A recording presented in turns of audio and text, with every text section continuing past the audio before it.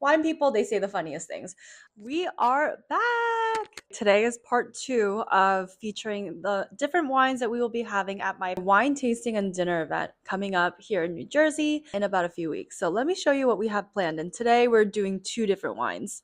Today we are going to be talking about the difference of whites based on the climate in which it was grown in, and also the winemaking styles the winemaker needs to choose that ultimately affects the final flavors of the wine and how that actually has a big impact. And you can taste it by doing a side-by-side comparison. These 2 wines, they're humbly made and they're very well made wines. When you do taste them, they will have flavor profiles because of the climate in which they were raised. Let's start with the Markham wine.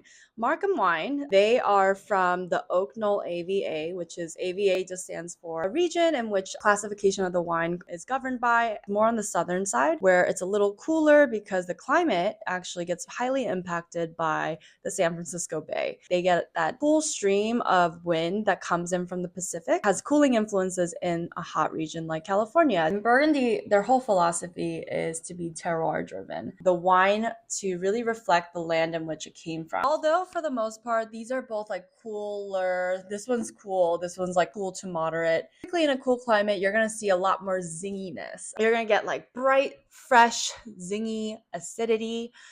So with that, what do you think about? You think about bright citrus fruits like lemon and lime. And again, like in that citrus family, quince is a popular fruit. I don't know if anyone's ever had a quince, but it does make your taste buds pucker. The one thing about Chardonnay that we didn't mention is that Chardonnay is actually pretty versatile wine. If you came from part one, you know that Chardonnay also goes into making champagne. Also, the way in which, because it's pretty neutral and it has high acid and to integrate well with oak, there's so many different ways in which Chardonnay's flavor and aromas can manifest. That's why it has so much popularity in the market. The whole purpose of the wine tasting actually is to figure out how versatile these core grapes are. So guess what the next grape is going to be? Leave it in the comments. Other thing to note is how are they making the wine? You will get PTSD by looking at this chart that we have to learn in class about how there are different ways in which the wine is made. There's all these stylistic choices a winemaker can make. And this is where you start to really appreciate how much labor and love goes into making a wine. Some of the choices that were made between these two that I looked up before is there's influences